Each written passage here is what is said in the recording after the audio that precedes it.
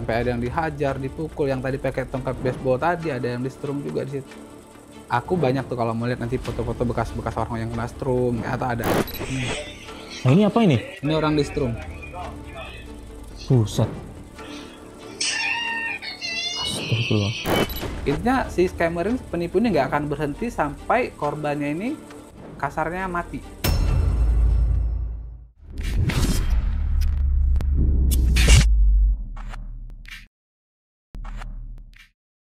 Makasih Mas Irfan, berkenal datang di podcast kami. Sama-sama, thank you juga udah kasih kesempatan ngobrol di sini. Mas, saya pengen Mas Irfan perkenalan nih. Boleh. Buat teman-teman yang belum kenal. Jadi saya itu kan, mohon maaf saya juga belum, karena FYP saya itu, apa ya? Timothy Ronald, tahu Timothy Ronald? Apa itu? Nah, tahu kan? Makanya sekarang itu kayak beda-beda gitu loh Mas. Jadi orang itu nggak kayak dulu kalau YouTube, satu orang zaman 2015 itu semuanya tuh kalau jadi YouTuber semua orang bisa tahu. Tapi kalau sekarang itu misalkan YouTube gaming, mereka taunya idolanya orang-orang gamer saja. Terus misalkan orang-orang yang bisnis, mereka akan cenderung algoritma yang ditonton itu bisnis saja gitu. Nah, makanya Mas Irfan belum jarang muncul di FYP saya kan. Nah, ini banyak juga mungkin beberapa orang yang belum kenal nih Mas. Kenalan dulu Mas, boleh Mas? Boleh. Aku biasa dipanggil Evan ya, karena namanya memang Evan deh. Okay. Terus sebetulnya bukan YouTuber, juga bukan apa, dan ini tuh juga nggak sengaja. Di TikTok orang-orang lebih tahu akunku itu @iya_ini_evan. Nah, aku hari-hari memang bahas soal edukasi ke scam sama TPPO di Kamboja. TPPO itu Mas? TPPO itu tindak pidana perdagangan orang. Oh. Gitu. Jadi kayak orang-orang yang biasa kan, biasanya itu mereka banyak banget modusnya, itu salah satunya adalah modus dengan menawarkan lowongan pekerjaan ke luar negeri. Dengan iming-iming gaji besar, proses mudah, terus benefit yang nggak biasa gitu kan. Tapi dengan syarat yang sangat gampang. Nggak perlu ijazah, nggak perlu pelatihan skill, nggak perlu medical check-up segala, nggak perlu. Cuman dengan modal siap kerja, mau diajarin, bisa berangkat. Sampai kenapa bahas itu? Karena di Indonesia tuh aku lihat banyak banget anak-anak muda, generasi muda Indonesia tuh yang diberangkatkan ke situ jadi korban yang di awalnya diiming-iming kerja di restoran, kerja di cleaning service atau di hotel, tapi sampai sana mereka dipaksa disuruh kerja jadi scammer atau penipu. Nah, kalau mereka sudah masuk situ, untuk keluar dari situ pun nggak mudah. Itu yang mendorong aku tuh, karena kasihan, karena banyak kan mereka yang jadi korban itu orang-orang yang memang itu latar belakang pendidikannya kurang, ekonominya juga kurang. Jadi kalau mereka mau pulang tuh kasihan di keluarganya sih. Bahkan banyak juga yang mereka hilang kabar, ada juga yang sampai meninggal dunia di situ, banyak juga. Malah banyak kayak gitu ya? Betul, dari situ awalnya. Oke, Mas, berarti kalau Mas Irfan ini sebelumnya emang pernah di posisi itu juga? Aku dulu pernah, cuman memang bukan di scam sih, lebih ke di judi online. Nah, kalau di judi online ini dia beda sama di scam. Kalau di judi online itu kayak nggak ada yang namanya kekerasan kayak di scam, tuh nggak ada. Kecuali memang si pekerja ini bermasalah. Bermasalah misalnya kayak dia mencuri uang kantor, mencuri data, atau dia terlibat kayak kriminal yang nggak boleh di kantor itu. Baru mereka akan mendapat kayak dipukul. Itu aku pun pernah lihat. Mereka dipukul pakai tongkat baseball, dipecut pakai kabel, sampai dihajar rame-rame, itu memang ada. Itu tapi karena memang salah dia mencuri. Nah, beda kalau di scam. Kalau di scam itu walaupun mereka sudah bekerja sesuai SOP, selama dia tidak menghasilkan profit untuk perusahaan, bisa dapat punishment kayak gitu. Macam-macam hukumannya. Ada yang mulai kayak dia disuruh push up sampai berapa ratus kali, ada yang suruh naik turun tangga sampai manggul galon. Dan ini hukuman berlaku nggak cowok nggak cewek ya, semua sama. Sampai bahkan ada yang dipukul pakai tongkat baseball, sampai ada juga yang pakai disetrum. Disetrum? Kalau disetrum rasanya gimana sih Mas? Pernah disetrum Mas sampean? Nggak, alhamdulillah sih nggak pernah. Tapi setrum itu yang paling ringan ya, kayak katanya gitu ya. Itu gimana sih Mas? Kayak alat strumnya. Alat strumnya tuh ada fotonya nggak? Ada. Coba lihat. Ada videonya nih. Bahkan ada orang yang lagi di strum. Sama saya mau nanya, apa bedanya kalau judol kok malah judol itu justru lebih ringan daripada scammer? Emang karakternya beda gitu kan? Sama-sama orang Kamboja Mas yang maksudnya owner perusahaannya itu? Kenapa mereka malah nggak sama aja gitu, di judul juga nggak disiksa gitu, Mas? Beda. Sebetulnya kalau bos-bos itu justru bukan orang Kamboja ya. Justru kebanyakan bos tuh, kalau bos judul itu kebanyakan dari orang Indonesia atau dari orang Tiongkok tuh. Nah, kalau scam itu kebanyakan memang dari bos-bosnya tuh dari orang Cina Tiongkok atau dari Cina Malaysia gitu. Kalau untuk Indonesia ada, tapi mungkin nggak banyak, paling hanya hitungan. Nah, kalau di judul bos Indonesia banyak. Itu diturun-turunin gitu ya, warisannya. Sebentar ya, tadi mau lihat yang di strum ya. Santai aja. Strum apa, alat strumnya itu ya? Ada alat strumnya juga ada, orang yang di strumnya pun ada. Nah ini apa ini? Ini orang di strum. Buset. Astagfirullah. Ini bukan orang Indo yang di setrum ya? Bukan. Ini yang video. Ini kayak sesama pekerja, cuman dia ngintip kayak dari balkon gitu. Pasti suaranya kedengar banget tuh, Mas. Iya. Ini tongkatnya tuh kayak tongkat strum gitu ya berarti ya? Kayak tongkat satpam. Tapi dia struman. Iya. Itu tegangannya sekeras apa, Mas? Maksudnya semenyakitkan apa gitu kalau dibayangkan yang sampean tahu lah. Mungkin itu ada sekitar 10.000 watt listrik. Ini parah banget sih. Dan ini durasinya sampai 4 menit loh. Bayangkan kita di strum ke strum kabel ke kupas aja, kabel charger kayak apa rasanya kan, apalagi kayak gini. Kalau di strum kayak gitu efeknya di badan tuh gimana, Mas? Ada nih. Kalau mau lihat bekas orang ngap ya. Kasih lihat. Bekas orang-orang yang kena strum. Tapi saya sampai ada lumpuh atau sesuatu gitu atau luka aja. Ada. Bahkan sampai ada yang meninggal. Itu gara-gara strum. Jadi waktu itu ada orang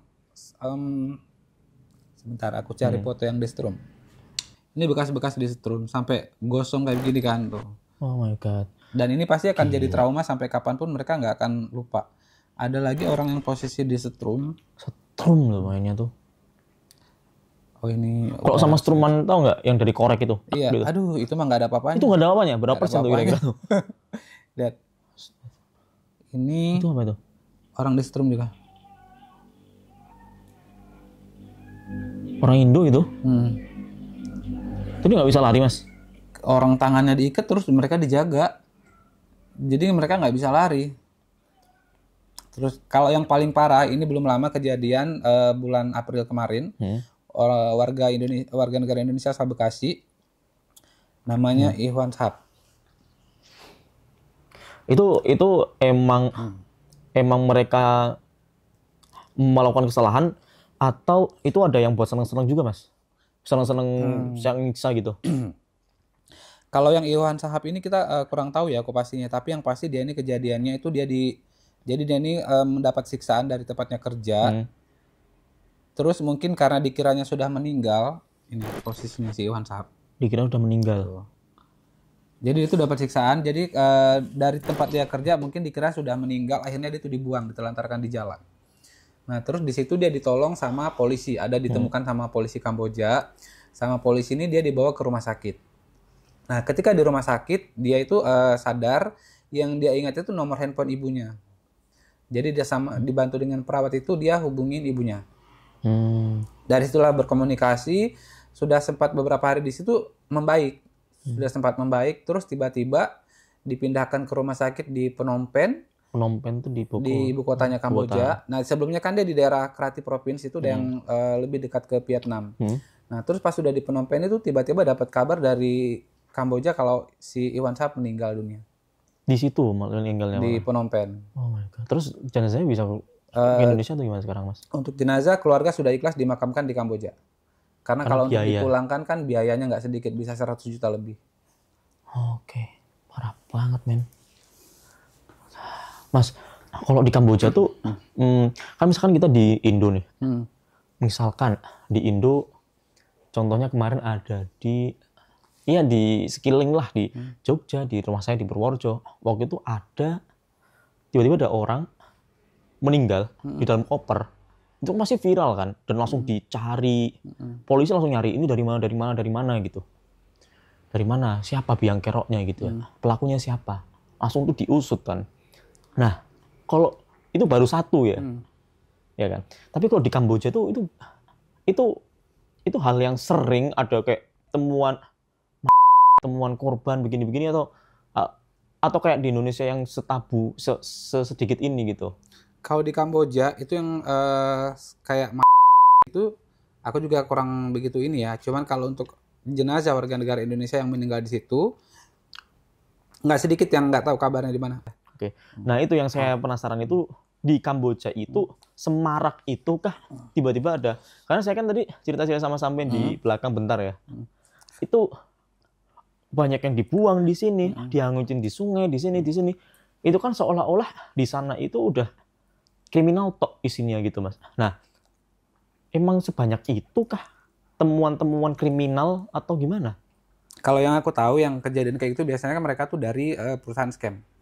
Jadi perusahaan scam itu memang ini kesaksian dari orang yang setiap hari kontak sama aku dan posisi dia pun sekarang masih ada di Kamboja. Jadi dia tuh menceritakan ketika kita sudah masuk ke situ, kita kan tanda tangan kontrak. Tanda tangan kontrak itu di dalam salah satu klausulnya itu ada bunyi yang menyatakan ketika kita sudah masuk ke situ, maka semua yang ada di badan kita ini sudah milik perusahaan. Jadi ketika kita mau diambil organ, apa segala macam, kita tidak bisa apa-apa gitu kan. Nggak bisa gugat sekalipun. Iya. Dan sering ada beberapa kejadian, orang yang hilang atau bahkan kasarnya meninggal, itu mereka punya tempat sendiri untuk pembuangan jenazah. Jadi semacam kayak tempat kremasi. Jadi sebetulnya WNI yang meninggal di Kamboja itu kalau mau ditelusuri banyak, cuman kan memang nggak semua viral keluar gitu. Ya. Polisi yang di Kamboja itu gimana? Sejauh ini sih belum pernah dengar ada berita polisi ikut mengusut kejadian-kejadian itu sih. Belum pernah dengar. Walaupun ada temuan kayak yang tadi sekalipun? Iya. Mereka nggak ngusut kayak diem gitu mungkin? Sejauh ini belum pernah dengar. Kecuali kalau misalkan memang ada jenazah yang mau dipulangkan ke Indonesia. Baru mereka ada urusan kayak ke birokrasi mereka tuh ada.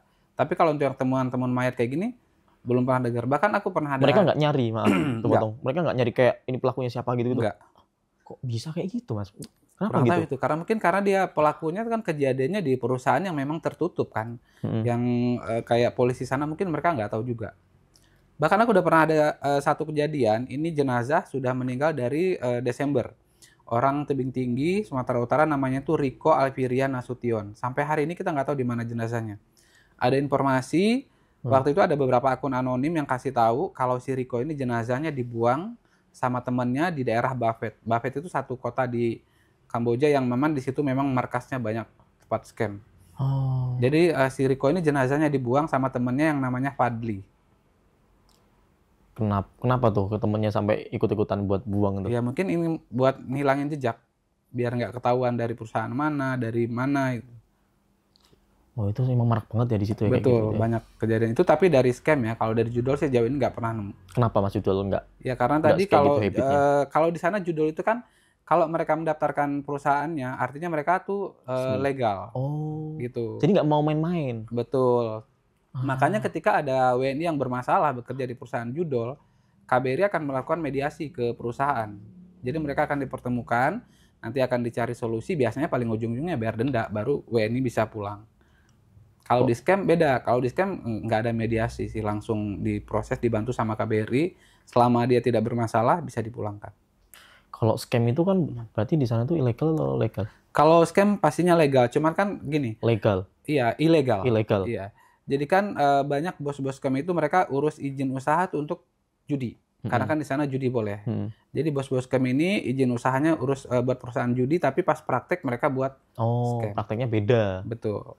Dan apa namanya nggak manusiawi juga ya untuk. Betul, nggak ada manusiawinya sama sekali di scam. Karena kenapa gue bilang nggak manusiawi, scam itu merugikan. Bukan cuma merugikan korban, tapi juga merugikan si pekerja. Mulai dari jam kerja yang di luar batas kewajaran, ada yang sampai 14 jam, ada yang bahkan kerja itu dari jam 8 pagi sampai jam 11 malam. Ada. Wah, itu ada yang bahkan sampai jam 1 pagi. Itu nggak gila Mas itu masalah. Iya, gitu. Kenyataan itu aku cerita dari apa-apa yang diceritakan sama teman-teman kita yang memang mereka tuh pengen berontak, pengen pulang tapi nggak bisa. Rata-rata, maksudnya mereka katanya ada harga yang dibayar ya kalau mau pulang. Betul. Dan harganya itu nggak main-main ya, biasanya sekitar 30 juta ke atas, bahkan sampai ada yang 100 juta untuk biar bisa pulang. Mereka kan digaji, Mas? Digaji. Soal gaji memang ada yang digaji, ada yang nggak. Kalau misalkan dia capai target, pasti otomatis dapat gaji. Tapi nggak sedikit juga yang mereka itu di awal dijanjikan gaji mulai dari $800, $1.000, tapi begitu praktek mereka cuma dapat gaji $100, $200, itu banyak. Bahkan mereka ada yang kayak disiksa, itu juga banyak. Berarti mereka itu pas kerja memang mereka itu udah masuk perangkap perusahaan ini ya, masuk perangkap perusahaan, dan emang benar-benar mereka ini kayak diperlakukan kayak hewan aja gitu, Mas. Maksudnya emang nggak peduli, yang penting kalian kerja ke kita dan udah nggak usah ada gaji pun ya udah gitu ya, gaji $100 ya nggak bodo amat juga gitu ya perusahaan ini. Betul. Intinya perusahaan mah nggak mau rugi, intinya mereka dapat profit, dapat untung aja, terserah yang mau kerja, mau mati mau apa dia kerja, yang penting perusahaan dapat duit, intinya begitu. Wah gila sih emang itu. Nah kalau start jam berapa biasanya ini tuh? Apa kerjanya tuh? Kalau kerjanya sih beda-beda ya, tiap perusahaan beda-beda, tapi yang pasti mereka tuh kerjanya paling sedikit itu 12 jam. Kalau misal pagi nih, itu dibangunnya gimana Mas? Dibanguninnya? Kan orang kan nggak bisa bangun tepat waktu nih. Biasanya kalau di mereka itu, kalau misalkan mereka telat, biasanya ada hukuman. Entah dia potong gaji, entah dia disuruh push up tadi, atau disuruh lari keliling gedung tadi, begitu. Oh, jadi udah langsung kesadaran sendiri ya biar. Ya, jadi memang mereka dipaksa gitu. Set.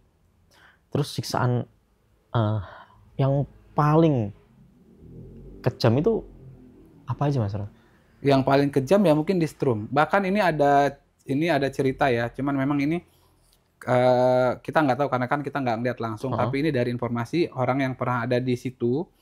Cerita ada yang lebih kejam itu kalau untuk laki-laki, maaf ya, buah zakarnya itu dihancurkan. Kalau untuk yang laki-laki, kalau untuk yang perempuan, itu pakai tongkat baseball. Perempuan ya? Iya. Sekejam itu untuk dunia scam. Itulah kenapa kalau bisa jangan sampai ada yang tergiur, teriming-iming kalau dapat lowongan kerja dari orang asing, apalagi kalau itu dari sosial media. Karena dari teman sendiri pun banyak yang cuma dipakai buat tukar kepala biar mereka pulang, temannya dijebak di situ. Jadi banyak yang misalkan dia juga depresi, tapi dia udahlah egois gitu ya, dia pengen balik, tapi ya itu dia egois aja nyari temen yang bisa di transfer, di switch gitu ya, rolling gitu ya. Banyak kayak gitu juga. Banyak, bahkan ada orang yang dia karena saking nggak kuatnya dia bayar denda buat pulang. Tapi kenyataannya setelah uang itu ditransfer dia nggak pulang, justru malah dia dijual lagi ke company yang lain. Banyak juga seperti itu. Oh berarti parah sih ini. Jadi berarti ini tuh udah disuruh bayar denda, udah dibayarin dendanya, malah ditilep juga, duitnya malah dibohongin, nggak usah balik, prank gitu ya. Dia dijual ke perusahaan lain, banyak yang kayak gitu juga. Wah malah di prank gitu. Iya. Ya ampun. Nah kenapa mereka kan udah jelas-jelas ini Mas, perusahaan ini ya. Saya tuh mikirnya gini, mereka kan udah jelas-jelas kejahatan. Kenapa nggak tanggung sekalian? Misalkan ada berapa karyawan Mas di sana? Pas banyak ya? Banyak banget. Itu puluhan lebih ya? Lebih, bahkan mungkin ratusan. Jumlah WNI di Kamboja, ini 2024 data dari KBRI, itu WNI di Kamboja ada 120 sekian ribu. Hah? Di 2024 ya. Itu sekabupaten loh? Iya. Dan sekarang di 2025 itu sudah ada 130.000 WNI.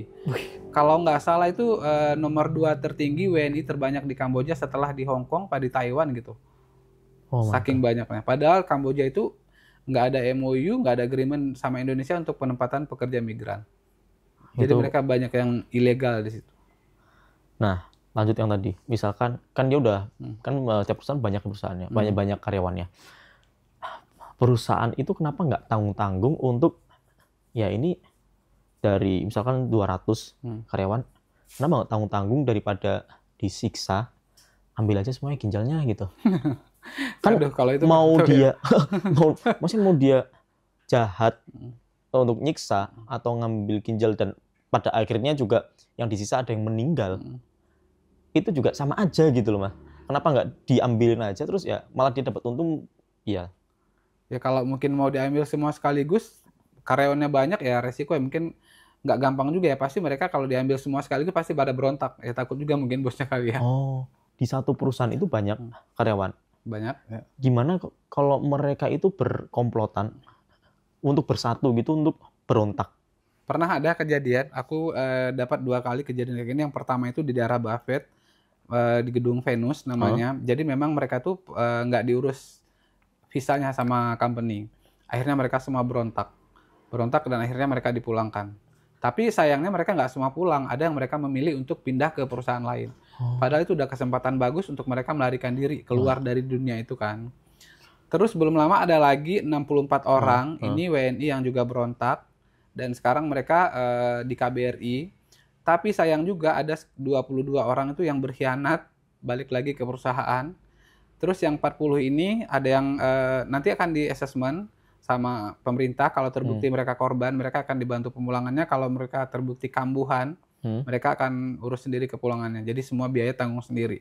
Itu pun ada indikasi 3 orang yang kambuhan. Jadi sebelumnya ada pulang deportasi, balik lagi ke Kamboja. Ya Allah.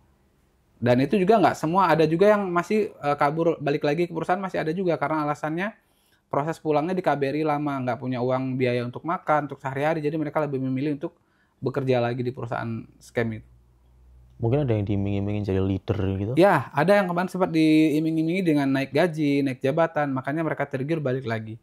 Padahal itu sudah ditandain mungkin dari perusahaan karena mereka sempat berontak kan, pasti mungkin nggak akan segampang itu.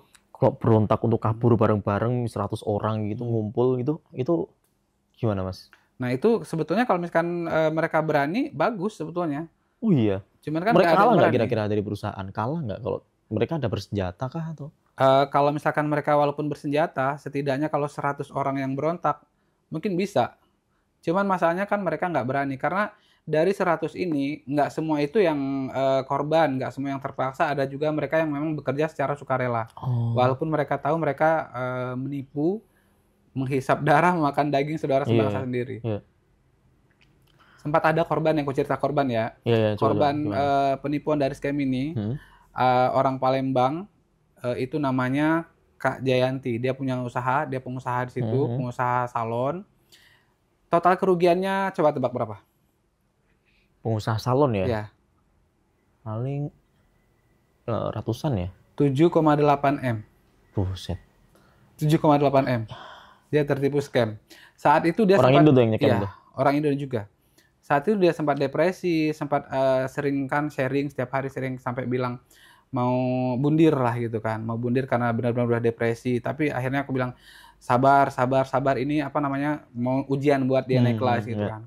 Akhirnya sekarang dia bisa bangkit. Dia sekarang suka edukasi orang untuk lebih mengenali modus-modus para penipu biar nggak tertipu. Mungkin nanti kita kasih tahu ya modus-modus scamnya ya. Iya. Buat edukasi juga ya. Gimana tuh modus? Nah, oke, cara modus scam itu di mana itu? Ada tiba-tiba ada chat masuk kah? Atau kita biasa kayak di web terus ada iklan gitu? Oh, mungkin yang iklan-iklan tuh. Aku pernah lihat. Tapi nggak tahu itu dari Kamboja bukan.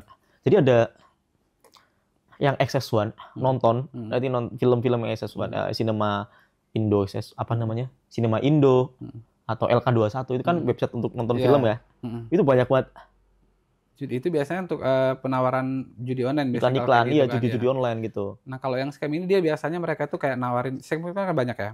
Ada scam love, scam e-commerce, ada investasi, trading gitu-gitu banyak macamnya. Jadi mereka tuh biasanya menawarkan itu dari sosial media. Jadi sosial media, jadi mereka tuh kayak ya dari FB, dari IG gitu. Mereka cari korban itu dari situ. Kalau yang untuk scam love nih, satu contoh scam love, biasanya mereka tuh akan mantau pemilik-pemilik akun yang biasanya suka galau, suka apa gitu, mereka akan incer. Jadi mereka akan DM sampai direspon, sampai ngerasa deket, sampai benar-benar nyaman. Kan kalau orang udah nyaman pasti apapun dilakukan dong. Nah dari situlah nanti mereka akan masuk, entah dia nawarin investasi, entah dia nawarin kayak bisnis gitu-gitu kan, atau e-commerce. E-commerce itu kayak mereka melibatkan toko boleh disebut nggak sih? Nah e-commerce itu mereka kayak di TikTok, e-commerce itu kayak dia di Shopee. Nah jadi nanti si calon korban ini nanti dikasih tugas, disuruh like gitu. Nanti mereka awalnya memang dikasih uangnya, dikasih buat pancingan supaya kita terus depo mengikuti arahnya mereka. Gitu. Ada tuh cerita itu tuh. Ya, kan? Ada juga kalau mode scam itu yang kita tiba-tiba dapat kiriman paket. Padahal kan kita nggak belanja apa. Itu juga modus scam. Itu datanya mereka punya semua berarti? Punya. Data target-targetnya gitu, gimana Betul. caranya tuh? Dan itu nggak tahu ya mereka dapat dari, boleh disebut nggak sih? Bahaya nggak kalian disebut? Apanya? Janganlah ya. Itu mereka tuh data tuh kerjasama kayak dari itu segala macam, dari pun mereka kerjasama. Oke. Oh alah. Jadi mereka dapat dari situ. Makanya mereka ketika konfirmasi, Pak, kadonya udah nyampe ya gitu. Padahal kita nggak belanja kan. Alamatnya di sini. Ya, mereka kan memang udah punya datanya. Kalau perusahaan scam itu scammers ya, perusahaan scam itu ada karyawan ratusan. Satu orang target 300. Tergantung, ada yang 300 juta per bulan, ada yang 100 juta, tergantung dari jenis-jenis scamnya.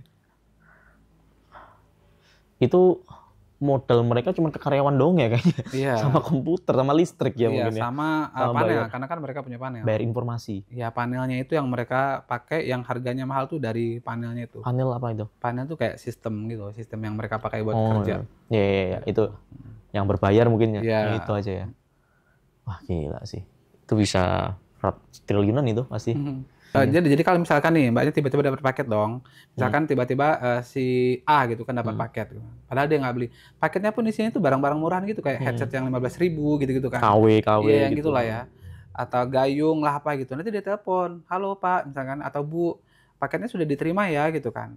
Si yang ngirim paket itu tadi kan kaget, saya nggak kirim paket segala macam gitu kan. Tapi dengan mereka tuh kayak main apa ya? Ada yang mereka mainin tuh kayak main istilah apa gitu lah. Brainwash ya, agak mencuci otak iya gitu kan. Ya. Jadi kan orang itu nanti karena dikasih gratis siapa sih nggak mau gitu kan. Nah nanti mereka akan konfirmasi, setelah itu mereka akan diarahkan ke grup. Di grup biasanya entah di grup WhatsApp atau di Telegram. Nah nanti di situ mereka dikasih tugas. Tugas tuh kayak suruh like-in postingan di toko mereka di kampus. Jadi mereka tuh punya link. Linknya itu link palsu. Yang mirip banget kayak link aslinya itu. Jadi mereka tuh yakin kan, oh ini beneran nih asli tokonya. Nanti like. Level berapa nanti mereka benar dapat duitnya. Nah nanti setelah itu untuk dapat duit yang lebih tinggi mereka yang dibilang, Pak ini kalau mau cair uangnya ini harus deposit dulu sekian gitu Pak. Deposit lah orang itu karena biar ngejar yang tinggi tadi kan. Tapi biasanya awalnya dikasih dulu biar. Tapi setelah itu meningkat lagi gitu. Alasannya nanti ini nggak bisa cair harus deposit dulu sekian gitu kan. Karena ketika kita sudah masuk deposit pasti kita pikir dong, wah kalau nanti aku nggak deposit uangku tadi nggak kembali dong gitu kan. Dari situlah mereka digiru-giru terus, makanya depositnya jadi banyak. Psikologinya udah dimainin di situ. Betul. Dia. Nah, kalau yang untuk scam love, mereka itu biasanya untuk ngikat korban.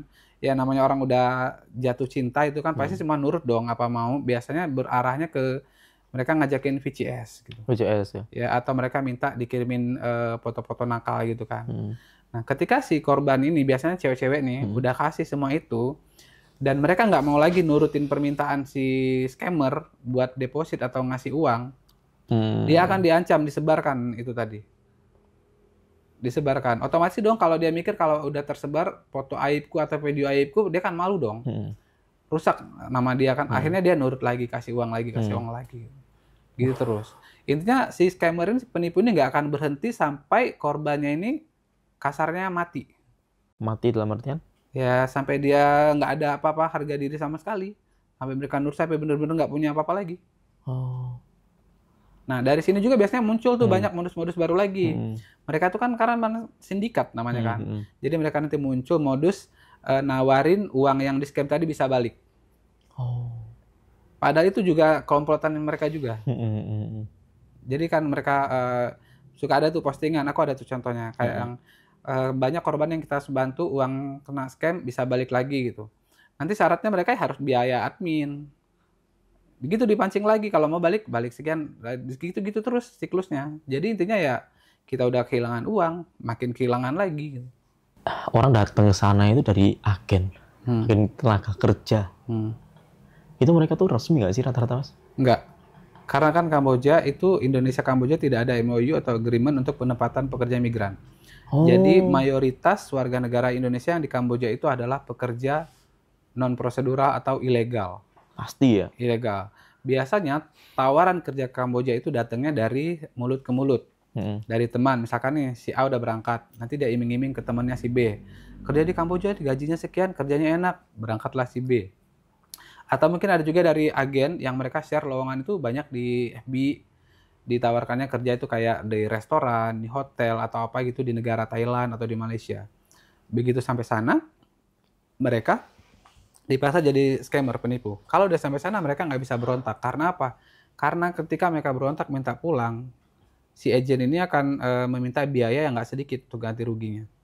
Oke, Mas, cara mereka rekrut, cara main mereka gimana tuh? Cara mainnya biasanya kan mereka sudah terkelompok ya. Jadi mereka sudah terorganisir dengan sistem yang benar-benar sistematis. Jadi katakanlah ada satu agen yang stay-nya di Kamboja. Oke. Nah, si agen ini dia punya kaki tangan di Indonesia. Kaki tangan ini tersebar di beberapa wilayah ya. Berarti orangnya itu kayak, maaf tak potong Mas, orangnya tuh nggak kelihatan gitu ya, kayak orang-orang independen gitu. Kayak misalkan kayak saya, Mas Ervan gitu tiba-tiba nawarin aja gitu ya, bukan di bawah badan apa bendera company gitu bukan ya, tapi kayak individu-individu gitu terus nawarin gitu tiba-tiba, kayak misalkan saya nawarin Mas Irfan mau nggak kerja sama ini, saya nanti saya bantuin gini gitu administrasinya, keberangkatannya. Jadi mereka tuh main solo gitu, individu gitu ya. Dan itu mereka udah apa ya terorganisir tadi. Jadi mereka ada yang agennya tuh ada yang bagian ngerekrut orang gitu kan, ada yang kayak pas sudah dibawa ke penampungan ada yang bagian ngasih uang makan gitu kan. Penampungan misalkan di Jakarta dulu gitu ya. Di satu tempat. Jadi nggak ada masuk administrasi di kantor dulu kayak nggak ada. Kalau di agen teman saya itu yang di Bali untuk terapis spa di Turki itu ada kantornya, ada pengurusan, ada semua administrasi kantor itu orang resmi, jadi keluar masuk itunya dari situ. Tapi kalau ini kayak main mulut ke mulut. Iya betul. Biasanya agen ini kalau di sini anonim semua sih. Anonim ya? Iya, jadi kan kita nggak tahu siapa di mana orangnya. Jadi mereka datang dari daerah-daerah, ditampung di satu tempat. Nah, nanti ketika udah di tempat ini, nanti ada lagi bagian agen lain yang kayak ngatur untuk mereka sehari-hari makan, minum gitu-gitu. Ada lagi yang bagiannya ngumpulin KTP, mereka buat paspor. Dan bikin paspor ini mereka cukup pakai KTP. Nggak perlu datang ke imigrasi, nggak perlu wawancara, nggak perlu apa-apa, cukup store KTP, nanti paspornya jadi. Itu udah jalannya udah dipersiapkan banget berarti. Iya. Wah. Belum lagi nanti mereka berangkat, kalau ke Kamboja itu kan memang nggak gampang ya. Biasanya mereka pakai jalur yang jalur belakang, kayak misalkan dia pakai VIP line, atau mungkin mereka nanti pura-pura tujuannya ke Thailand atau ke Singapura gitu. Jadi tiket sebenarnya ke Kamboja disimpan dulu. Banyak kayak gitu.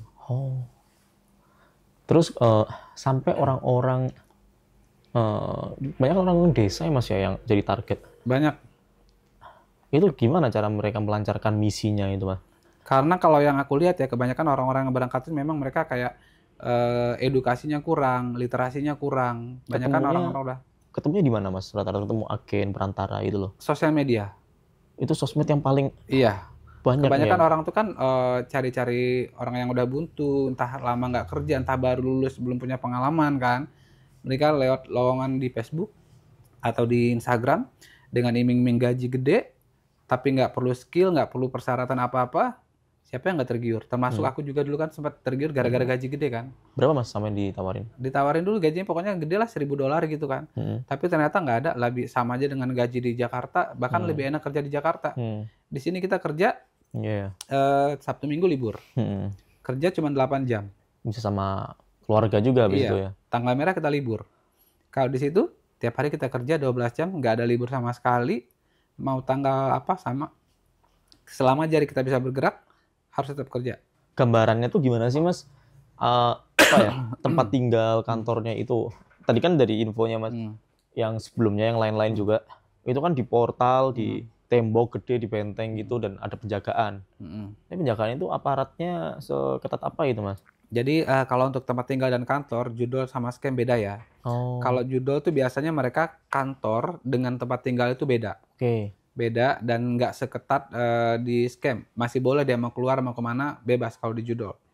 Kalau di scam itu mereka tempat tinggal, tempat kerja itu biasanya di satu gedung. Misalnya di lantai 2 tempat tinggal, lantai sekian kantor biasanya gitu. Dan kalau di scam itu mereka nggak bebas sama sekali. Bahkan untuk pegang handphone pun mereka terbatas. Gedungnya itu biasanya dijaga, tembok, atasnya itu dikasih kawat duri, bahkan ada juga yang pakai kawat listrik. Ada juga. Wah, habis itu kalau penjaganya itu di depan ada juga yang, tapi nggak semua ya, cuman memang ada yang penjaganya itu pakai AK-47. Udah siap gini. Ya, itu di scam ya. Itu nggak segan-segan nembak ya kalau ada orang tiba-tiba lari, wah gitu. Ya. Ini aku udah cerita orang yang sempat melarikan diri, tapi ini di Myanmar ya. Oke, gimana tuh? Di Myanmar lebih kejam katanya. Betul, Myanmar itu kayak neraka akhir setelah Kamboja. Wah, ibarat neraka jahanam mungkin. Ya. Jadi waktu itu ada sekitar 10 orang. Jadi mereka tuh udah berencana untuk melarikan diri. Jadi ceritanya mereka tuh melarikan diri pagi-pagi buta, sekitar jam 5 subuh lah gitu kan. Mereka kumpul di satu tempat itu, dan untuk lari itu mereka sempat berantem, berkelahi sama yang jaga. Orang sana Berantem yang jaga. fisik, udah Iya. fisik. Akhirnya 10 orang ini lari. Nah, untuk lari dari perbatasan Myanmar ke Thailand itu kan memang mereka nyebrang sungai, namanya Sungai Mui. Jadi dari 10 orang ini, yang 2 orang berhasil ditangkap lagi. Kenapa? Ditangkap lagi sama pihak perusahaan. Oke. Kabarnya yang 2 orang ini sempat dimasukin ke kamar gelap, disiksa habis-habisan sampai mereka benar-benar sekarat. Yang 3 orang berhasil nyebrang, itu ada 2 orang Medan, 1 orang Manado. Mereka dibantu diselamatkan sama tentara perbatasan dari Thailand, dan sekarang udah pulang ke Indonesia. Yang 5 orang ini nggak ada kabarnya sampai hari ini. Informasinya mereka itu pas lari berenang sungai hanyut karena nggak bisa berenang. Oh, itu tragis banget ya Mas ya? Iya. Gila loh itu sampai. Kalau kamar gelap tuh berarti mungkin ini ya, apa, ruangan terus dia gelap gulita. Dan di dalam itu udah ada algojo yang nunggu. Dan itu tiba-tiba orang disiksa aja tanpa tahu apa yang alat yang menyiksanya gitu ya. Iya. Sampai ada yang dihajar, dipukul, yang tadi pakai tongkat baseball tadi ada yang di strum juga di situ. Aku banyak tuh kalau mau lihat nanti foto-foto bekas-bekas orang yang kena strum atau ada. Gila sih. Nanti kita tampilin di sini. Mas, aku pernah dapat cerita ada yang disiksanya itu sampai dilempar ke air keras. Diangkat tinggal kerangka. Itu tuh bener kan Mas? Kalau itu aku sih belum pernah Belum lihat. pernah lihat ya? Pernah lihat. Mas ini pernah lihat semuanya tuh katanya. Saya lupa pernah lihat ya. Cuman kalau yang dia disiksa secara ekstrim segala macam itu ya kayak di strum, paling aku lihat di strum, dihajar, dipukul itu ada. Sampai ngelihat ada orang yang apa ya, kakinya patah, itu ada. Sampai yang tadi tuh yang meninggal, yang orang Bekasi itu juga akibat disiksa dari dan yang nyiksa ini kalau nggak salah sekitar 10 sampai 15 orang. Itu cerita dia waktu dia masih sadar sebelum dia meninggal. Pelakunya pun sesama orang Indonesia sendiri. Itu orang Indonesia di sana itu berarti ada yang memang udah dikasih tahta juga gitu ya? Biasanya yang bisa, yang tega itu kayak leader sama translator. Biasanya gitu. Karena memang mereka tuh dididik, dibuat jadi orang yang apa ya, jadi orang yang kejam, yang tega gitu. Karena kalau misalkan mereka nggak melakukan itu, mereka juga yang akan kena dari atasannya. Tapi mereka rada bebas nggak sih Mas kalau keluar-keluar gitu? Kalau di scam itu paling mereka keluar dari tempat kerja sama ke kayak makan atau segala macam. Karena di scam itu yang tadi aku bilang mereka gedungnya tuh dipagar dan ada juga yang pagarnya tuh gerbangnya sampai 3 lapis. Maksudnya yang kalau leadernya sebagai leader. Kalau leadernya mereka aksesnya bebas, nggak kayak yang pekerja biasa ya, mereka boleh akses handphone segala macam kalau yang leader. Tapi kalau misalkan leadernya ini kan dia mungkin kan pasti ada ya yang ngerasain apa kondisi kayak gini tuh wah nggak sreg di hati gitu, kayak beban banget di hati. Tapi dia udah dapet duitnya. Nah, terus dia kabur itu bisa? Kalau sejauh ini sih belum pernah dengar ada cerita leader yang kabur ya. Karena biasanya gini, kalau ketika udah jadi atasan, otomatis benefit banyak dong, gaji juga naik dong. Pasti mereka akan bertahan. Ya. Justru yang ada mereka akan berusaha untuk ngedapetin orang lagi biar dia dapat bonus dari ngedapetin orang itu. Jadi ngajak orang kan di situ kita bawa orang nih, 1 orang. Dapat fee gede. Fee-nya tuh mulai dari 300 sampai dengan $2.000 per 1 kepala. $2.000. Iya. Gede juga ya. Kalau dia bawa 10 orang udah berapa itu? 20.000. Ya. Udah berapa ratus juta. Dan itu ada yang sukses orang Indonesia menjadi orang yang bisa nyuplain orang Indonesia terus ya? Ada. Dia sukses sebagai seperti orang itu ya? Ada. Gila emang. Ada, pokoknya ada yang agen-agen kayak gitu tuh banyak. Kalau yang perdagangan manusia, perdagangan itu gimana Mas di sana? Kalau perdagangan itu kita memang sering lihat dan itu memang ada. Memang ada salah satu contoh aja ini kemarin orang yang dari Indramayu, namanya si Imron, dia sempat jual ginjal di Kamboja itu seharga 135 juta. Sayangnya dia itu nggak dapat apa-apa dari penjualan ginjal itu. Jadi yang 5 juta itu dia kasih ke calo, yang 10 juta dia kirim ke Indonesia, sisanya dia ditipu orang. Jadi dia tuh benar-benar nggak dapat apa-apa sama sekali. Dan terakhir setelah dia jual ginjal itu pun dia masih dipekerjakan di perusahaan scam itu. Nah, jadi waktu itu dia sempat kejang-kejang di perusahaan itu, dibawalah dia lari ke rumah sakit. Dari situlah ketahuan kalau dia tuh pernah jual ginjal. Karena yang jaga itu waktu dia di rumah sakit, nah kan jaga orang Indonesia ya, dia ngurusin itu. Waktu dia buka baju, dia lihat di perutnya ada bekas jahitan. Nah, dia tanya ke dokter, ternyata dokter itu confirm benar dia sempat jual ginjal. Nah, karena dia takut, karena dia mikir kan nanti orang ini meninggal atau dia apa-apakan, atau dia berpikir nanti dia juga yang akan jadi korban diambil ginjal, akhirnya dia kabur. Lari dia dari rumah sakit itu. Terus? Lari dia minta perlindungan KBRI dan kemarin udah pulang ke Indonesia. Dengan ginjal satu aja itu. Kalau yang ginjalnya hilang itu hari ini masih di KBRI sih. Oh. Masih mau pulang. Dan kalau kita lihat juga ya dari beberapa kasus yang orang meninggal di Kamboja itu banyak juga ada yang indikasi kayak organnya diambil karena kelihatan ada bekas jahitan di perutnya atau apa. Cuman kita memang nggak bisa buktikan karena nggak ada bukti dari forensik kan. Kita nggak bisa bilang itu benar diambil ginjal tanpa ada hasil forensik itu kan. Tapi kan bisa dicek kan kalau otopsi? Harusnya sih bisa. Tapi pada dicek ya rata-rata itu? Setauku sejauh ini nggak ada yang dicek sih. Nggak ada yang dicek? Nggak ada yang dicek. Mungkin karena keluarga juga terkendala kayak untuk itu kan makan biaya juga kan. Cuman pernah ada beberapa kasus kalau nggak salah tahun lalu sempat ketangkap kan ada salah satu juga oknum yang kayak apa ya menghalangi penyelidikan gitu dan ada agen untuk yang jual beli ginjalnya juga kan ada itu. Kalau kita cek di Google juga ada tahun lalu itu. Ya aparat sana melakukan itu nggak tindakan itu? Sejauh ini belum pernah ada informasinya sih. Nggak ada. Gila juga. Tapi orang Kamboja sendiri kerjanya di scam itu juga nggak? Justru kalau orang Kambojanya itu di sana mereka, aku selama tinggal di situ dan kebetulan kan aku juga tinggal di rumah teman yang orang Kamboja asli orang Khmer. Justru orang Kamboja itu mereka aku nggak pernah lihat mereka main judi. Nggak ada. Malah mereka tahu kalau judi ini ya it's only penipuan. Jadi mereka yang malah justru membuat judi karena tahu kalau judi penipuan makanya mending buat judi aja gitu. Di situ kan kasino banyak ya legal ya di situ kan judi. Cuman aku nggak pernah lihat ada orang Kamboja yang main judi. Kebanyakan tuh memang kayak orang-orang dari Tiongkok yang main di kasino itu kan. Kalau main di judi online memang target market mereka kan memang orang Indonesia. Orang Indonesia ada juga orang Malaysia gitu.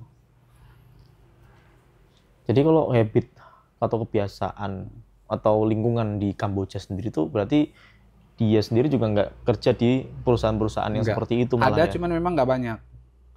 Ada yang orang Kamboja kerja situ, tapi memang nggak banyak. Karena kalau apa ya, kalau orang-orang kan kadang bilang, kenapa sih Kamboja negara miskin? Kenapa kita mau kerja ke Kamboja? Kenapa gitu kan udah dikasih tau masih ngeyel. Jadi sebetulnya mereka tuh bekerja bukan ikut bos orang Kamboja. Bosnya itu ada orang Indonesia, ada orang Tiongkok. Jadi bukan orang Kamboja. Dan target market kan memang orang Indonesia sendiri gitu kan. Jadi itulah kenapa banyak banget yang bekerja itu orang Indonesia. Oh iya, benar. Soalnya Indonesia kan juga berapa, ini 300 juta jiwa ya. Nah itu sangat menguntungkan pasar mereka kan. Dan aku lihat kemarin tuh Kamboja lebih maju sekarang ya. Kayak infrastrukturnya itu 5 tahun terakhir itu maju banget mas yang aku lihat di sosmed itu. Dan itu katanya berkat judul ya. Tapi ke negara gitu, masuk ke negara juga. Kalau untuk itu aku kurang tahu ya, tapi aku pernah baca dari websitenya IMF, itu Kamboja termasuk negara yang paling cepat mengatasi kemiskinan tercepat nomor 2 setelah Vietnam. Dan itu informasi dari website itu berkat mereka berhasil memajukan industri pariwisata mereka. Cuman kalau kita lihat, pariwisata juga orang-orang datang ke situ kan ya buat apalagi kalau bukan kasino sih. Kasino. Judi semua intinya maksudnya di sana ekonomi naik itu karena judi ya ekonominya. Artis Cina pernah menjadi korban juga katanya. Ya, jadi korban scam itu korban penipuan lowongan kerja atau bisnis itu banyak ya, nggak cuman orang biasa. Sekelas artis dari China itu namanya Wang Xing, dia tuh pun pernah jadi korban penipuan. Jadi dia tuh sempat ditawarkan kerjasama sama salah satu PH dari Thailand. Jadi dia ditawarkan untuk syuting proyek film besar di Thailand. Nah, begitu sampai di Thailand ternyata dia dibawa ke Myanmar. Dipaksa bekerja jadi scammer. Nah, dari situ setelah beberapa hari dia kan hilang kontak. Akhirnya pacarnya yang di China itu cari-cari kabar, cari tahu informasi, akhirnya sampai tahu kalau dia itu dipaksa disekap di daerah Myanmar itu. Daerah konflik Myanmar dipaksa jadi scammer. Aku bingungnya gini, kenapa dia dipaksa untuk jadi pekerja? Bukan diambil duitnya malahan kan dia artis gitu. Kenapa perusahaannya malah pengen mempekerjakan dia untuk nipu orang lain, bukan malah memeras duit dia gitu. Mungkin kalau dia karena kan jadi scammer itu berhasil menipu satu orang, jangan kan omsetnya bisa sampai miliaran gitu kan. Kayak tadi yang Kak Jayanti itu kan sampai 7,8 miliar korbannya. Nah, terus apa ya? Mungkin dari satu orang mungkin dia berharap akan ngajak-ngajak orang lain lagi buat kerja di situ mungkin. Ya.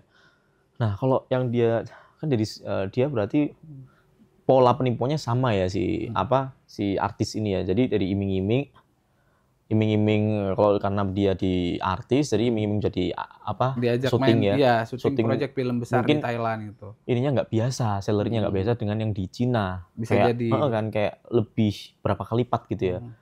Terus dibawa ke Kamboja itu, Myanmar kan Kamboja itu. Nah, terus penyelamatannya katanya sampai. Nah, dari situ sebetulnya ada kayak semacam efek boleh bilang kalau menurutku ya positif lah ya. Karena apa? Semenjak viralnya kasus si Wang Xing ini, jadi kan pemerintah Cina itu dia intervensi ke Myanmar sama ke Thailand buat dibebaskan itu. Thailand juga kan mereka nggak mau dong, karena kan ini artis. Kalau artis sudah speak up pasti dunia tahu dong. Yeah. Mereka akan merasa industri pariwisata Thailand terancam. Akhirnya dia mengikuti instruksi dari Cina. Oh, takut dia. Ya, akhirnya dia intervensi juga ke Myanmar karena kebetulan kan itu perbatasan dengan Thailand. Kayak listrik, bahan bakar, sembako itu mereka datangnya dari Thailand, dipasok dari Thailand. Nah, Thailand menghentikan pasokan itu ke perbatasan situ, akhirnya ekonomi di situ terganggu. Nah, masyarakat Thailand mereka demo menuntut Thailand biar dipasok lagi gitu. Cuman Thailand mereka mengajukan syarat kalau mereka mau dipasok lagi harus membebaskan sekitar 10.000 orang-orang yang disekap dipaksa jadi scammer di wilayah itu. 10.000 yang dituntut sama orang Thailand. Thailand meminta 10.000 dibebaskan di wilayah itu. Tapi dia minta ke letnan, nggak peduli dari bangsa mana. Iya. Dia minta ke letnan kayak pemimpinan ke kapten atau apalah gitu ya, jenderal pimpinan separatis karena kan itu daerah konflik ya. Oh iya. Nah, akhirnya mereka setuju dibebaskan sampai akhirnya dan 10.000 orang ini dari 20 negara ya, nggak cuma dari Indonesia, Cina, nggak ada dari Afrika juga, tapi kebanyakan memang dari Asia. Nah, termasuk kemarin yang Indonesia juga ikut ngebebasin 560 orang kalau nggak salah sekitar itu.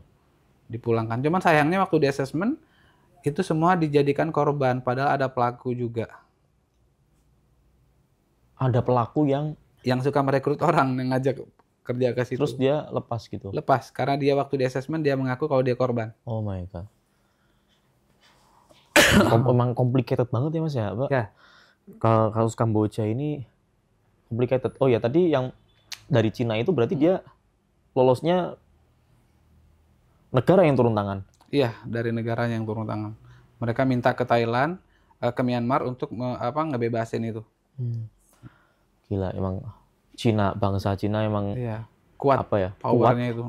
Dan sama warganya emang benar-benar nggak mau diusik ya, karena bagian dari ada keluarga. Ada satu lagi yang istimewa dari Cina ini, para pelaku yang di sana kemarin itu mereka ada yang ditolak. Mereka menolak ekstradisi, jadi mereka ada sebagian orang yang ditolak kembali ke Cina.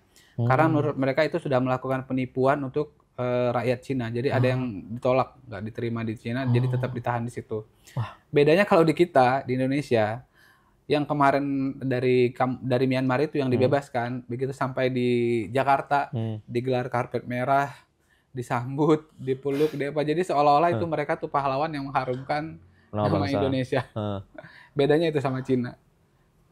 emang udah beda ya soal memandang apa namanya kasus ya. Bijak untuk memandang kasusnya itu aja udah beda kan ya. Betul. Negara Cina dan negara ini. Ini proses pengambilan ginjal secara paksa. Ini pengambilan ginjal Pak, astagfirullah. Ini dibius juga dulu nggak Mas? Enggak, itu tidak melalui proses medis. Tidak ada proses. Emang nggak meninggal? Nggak ada proses anestesi segala macam, nggak ada. Jadi ginjalnya diambil secara paksa. Emang nggak meninggal Mas? Kalau sampai terakhirnya nggak sih, cuman nggak tahu ya setelah itu. Dan ini bukan satu-satunya, ada video lain lagi, cuman memang nggak, aku nggak simpen.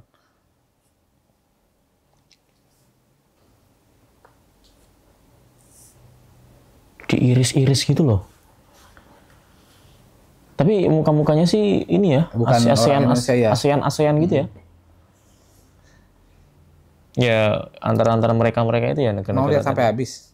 Yang mana tadi? Oh ini udah sampai habis. Udah. Ada lagi yang lain Mas? Ada yang orang disetrum.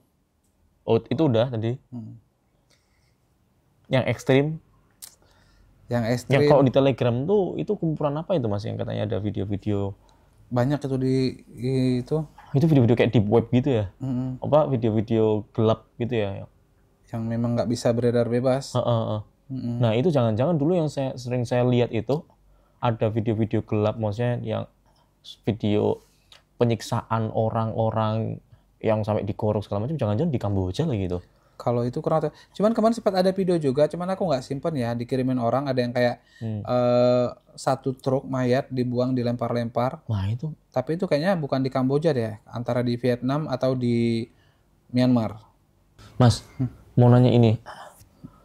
Pasti kan dari penyelamatan korban di perusahaan itu ya. Berarti kan udah ketahuan gitu, Mas. Ini perusahaan udah menghasilkan banyak korban gitu. Ini kenapa nggak ditutup, Mas? Sama aparat sana, Mas? Kalau Government sana gitu.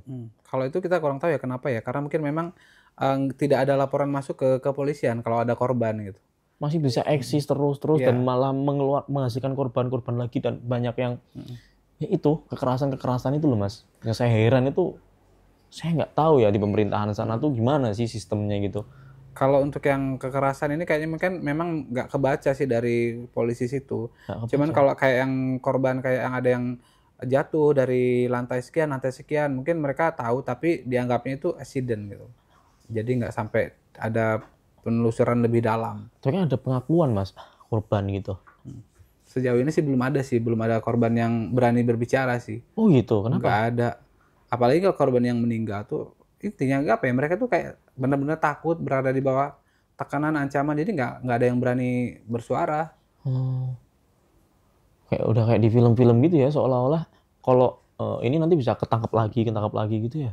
Bisa. Jadi kalau ada juga beberapa orang yang memang mereka nggak tahan gitu kan ya. Terus mereka lapor ke KBRI minta dijemput. Tapi bukannya dijemput malah dia ketahuan kalau lapor KBRI. Mungkin karena handphone dia disadap atau apa nggak tahu ya. Begitu ketahuan dia nih lapor ke KBRI, besoknya hilang mereka. Buset.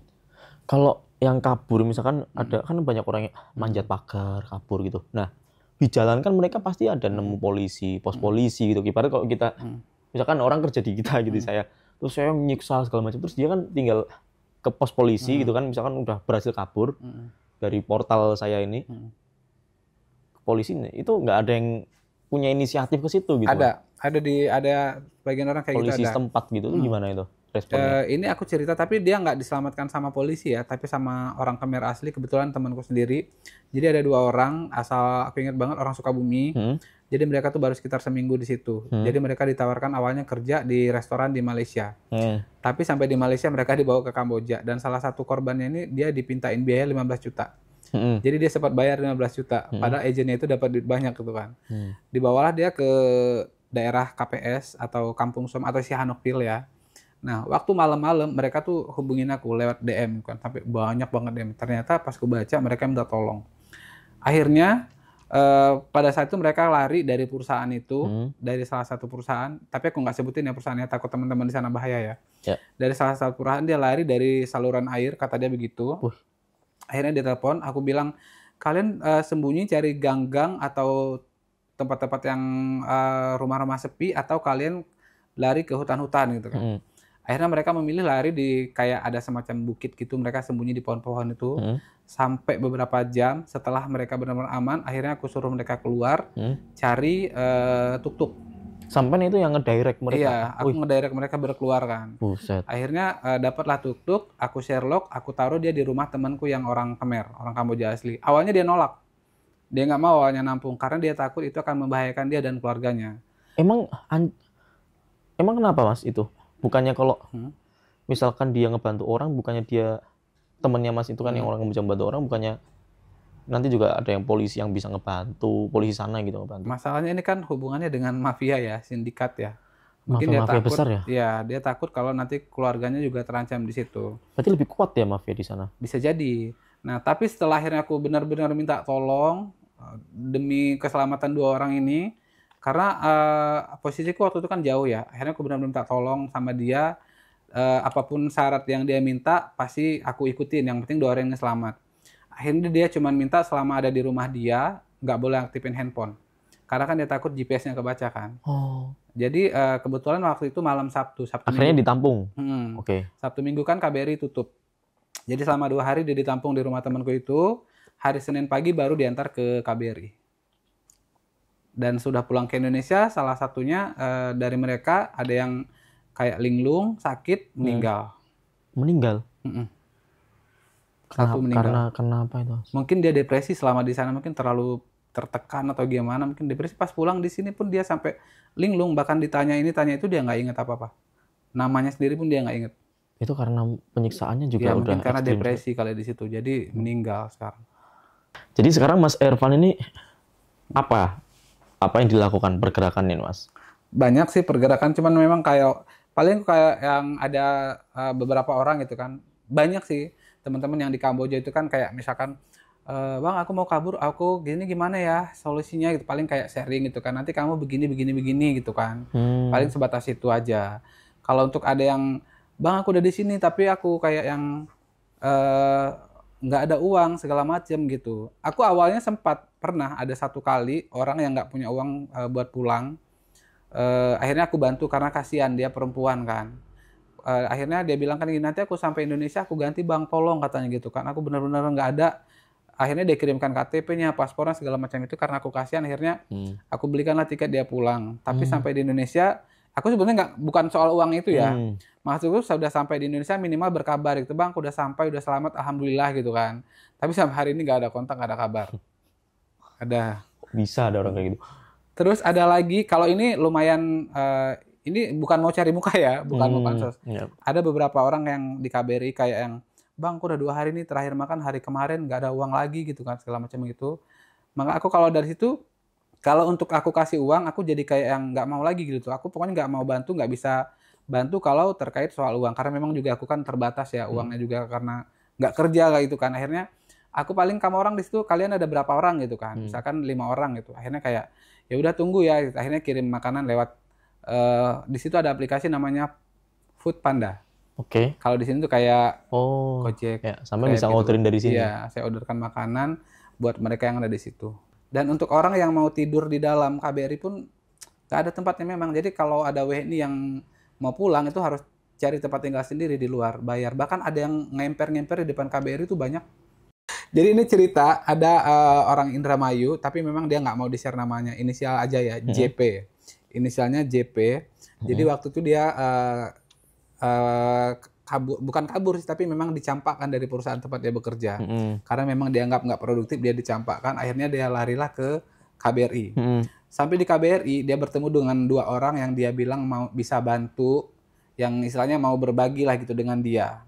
Karena dia memang posisi nggak ada uang, nggak ada apa sama sekali, maulah dia ikut orang ini. 2 orang ini, 1 orang dari Palembang, 1 orang dari Medan. Dibawalah dia ke kamar hotel, tempat yang dimana WNI itu pada berkumpul. Di kamar di situ dia tuh dikurung, disekap, handphonenya diambil, sama si 2 orang ini dipakai untuk menghubungi keluarganya, minta uang. Jadi seolah-olah dia yang minta uang. Jadi karena pakai nomor dia, keluarga percaya dong, dikirimlah tuh 2 juta, 1,5 juta, 500.000 gitu. Disuruh nyekem lagi, malah diciduk lagi. Buset. Tapi beruntungnya dia pas 2 orang ini lengah, dia kabur, lari ke KBRI. Dan sekarang sudah pulang ke Indonesia. Waktu itu keluarganya yang di Indonesia sempat hubungin aku. Jadi dia tuh di Kamboja, orang Kamboja itu, dia itu apa namanya? Bukan hanya ketipu orang Kamboja, tapi ya ketemu sama orang Indonesia sendiri juga ya. Betul. Tapi, ada lagi juga yang cerita tuh? gini. Sama kaburan juga, sama kaburan yang modusnya sama kayak tadi. Kayak nanti dibantulah begini begitu segala macam. Tapi yang ada orang ini malah dijual ke company yang lain. Ada. Dilempar lagi dia. Iya. Jadi memang di situ tuh bukan tempat yang benar-benar aman untuk WNI yang minta perlindungan. Karena banyak penjahat yang memanfaatkan kesulitan untuk mencari keuntungan dia sendiri. Dan herannya penjahatnya ini sesama orang Indonesia juga. Iya. Karena mungkin yang satu yang kalau saya boleh tafsirkan ya mungkin. Yang satu ini mungkin dia juga pengen keluar, tapi dia cara tukar kepalanya ada yang kayak gitu. Jadi dia udah nggak peduli sama orang lain, udah yang penting dia sendiri juga bisa dia selamat gitu ya. Wah, berarti emang udah hukum apa kata hukum rimba ya? Hukum rimba lah, yang kuat yang berkuasa. Berarti cara mereka, jadi ini kesimpulannya tuh aku menyimpulkan gini dan menilai di sana itu udah bukan satu pihak aja yang menipu, tapi mereka itu saling bisa mentransfer itu ya, mentransfer apa mandatnya itu supaya mereka itu saling menipu dengan cara tukar kepala, dengan cara kalau mau bebas ya harusnya begini begitu, harusnya menyekem ke sini, harusnya nuker kepala 5 orang, 10 orang gitu ya, supaya itu tetap bisa biar dia selamat, otomatis apa namanya autopilot lagi gitu kan penipuannya gitu. Ya banyak mereka gitu, ada yang orang yang udah kontraknya sudah habis, harusnya dia udah pulang ke Indonesia, tapi ditahan. Dia kalau mau pulang harus nyari dulu beberapa orang. Itu banyak juga yang kayak gitu. Namanya sistem tukar kepala kalau di sini memang ada. Udah autopilot ya. Berarti dari ownernya ini udah nggak pusing lagi nyari yang lain. Pasti udah terganti-gantikan sendiri gitu ya. Bisnis tuh gitu tuh ternyata. Makanya kalau udah masuk Kamboja, apalagi kalau ke dunia, masuk khususnya ke dunia scam ya, mau keluar itu harus benar-benar nunggu keajaiban. Karena kalaupun ada duit, kadang kita udah bayar denda, nggak pulang, tapi malah dipindahin ke company lain, dijual gitu. Dan di sistemnya itu di sana, semakin sering dijual, semakin tinggi bayar denda pulangnya. Kalau misalkan tadi ada mafia juga orang Indonesia yang nyemplungin gitu ya ke company lain. Ada nggak mas orang orang Indonesia yang keciduk KBRI kalau dia ini kan udah jadi rahasia umum mungkin ya di KBRI juga ya. Kalau orang Indonesia juga ikut berpartisipasi ya di lingkaran setan itu ya. Ada nggak yang diciduk KBRI gitu untuk ditahan malah bukan di penjara, diadili gitu. Sejauh ini sih aku belum pernah dengar ya ada yang ditahan KBRI, cuman ada memang beberapa orang yang sudah ditandain sama KBRI. Sudah ditandain kalau memang mereka itu pelaku, ada.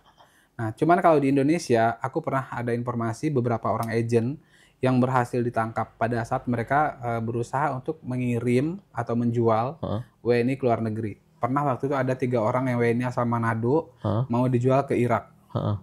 Dan berhasil digagalkan. Ada lagi yang mau dikirim ke Kamboja dan agennya itu udah ditangkap. Ditangkap ya? Diciduk ya berarti itu ya? Diciduk. Dijebak atau gimana tuh? Kalau itu kurang tahu ya. Kalau yang di Turki kan gini, saya dulu di Turki kan 4 tahun ya kuliah di sana kan. Misalkan ada penipuan gitu ya, sering ada penipuan gini-gini. Atau ada kejahatan orang Indonesia yang orang Indonesia melakukan penipuan. Itu ya lumayan sering, tapi kadang susah juga sih nyarinya. Tapi penipuannya itu cuman kayak penipuan bagasi, tahu bagasi, kargo. Iya, kargo. Gitu-gitu kan. Nah, sekalinya ada penipuan yang memang ekstrim sekali dan langsung beritanya mencuat, itu KBRI langsung turun tangan ya. Langsung turun tangan gitu loh, Mas.